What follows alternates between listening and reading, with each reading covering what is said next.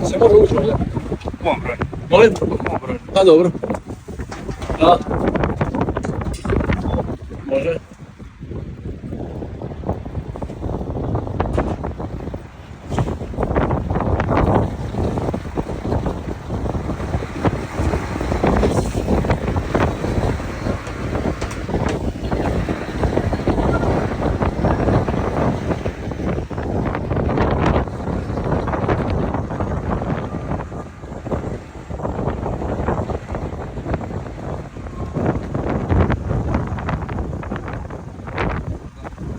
Dobar dan, poštovanje.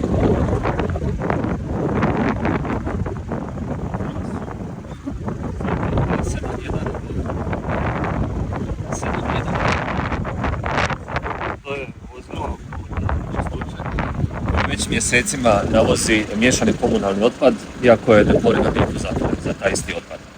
Dakle, radi se o vozilu koje već mjesecima taj vozilo. To nije jedino vozilo, ima još jedno vozilo. To je ovo vozilo ZD835 NB.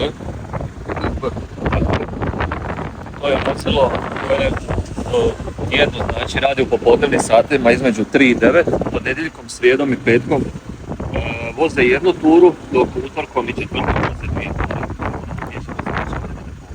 A što se tiče ovog opasnog otpada, Čistoća Zadar nema ni jednu važeću dozvolu. Znači u registru o komunalnim djelatnostima za gospodarenjem otpadom Čistoća Zadar nema apsolutno niti jednu važeću dozvolu i opravdanje da se ovdje samo trenutno privremeno skladišti otpad je isto nezakonito djelovanje s obzirom da bi tako se moglo skladištiti nuklearni otpad. S obzirom da može i opasni, onda bi moglo tako i s nuklearnim pisati.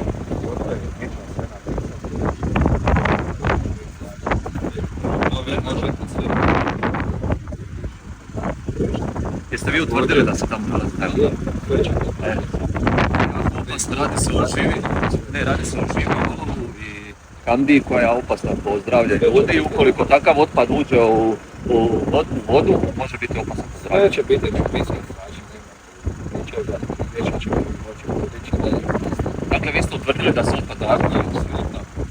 Sve će biti. Može pitanje, znači utvrđen je otpad gore koji je on spomenuo, jel? Kao što sam rekao tamo, taj otpad kao što je na snimci, guma i to se nalazi tamo, to će biti napisano i to... A ovaj drugi elektronički otpad je on isto ili? Plastika je ta tamo koju... Elektronički isto otpad je, da. Ok, hvala. Eto, zahvaljujem. Hvala. I molim vas da me zovete kao svjedoka jer ja imam nekoliko ljudi koji rade ovdje, koji će isto tako moći biti svjedoci. Svi će sve napisati.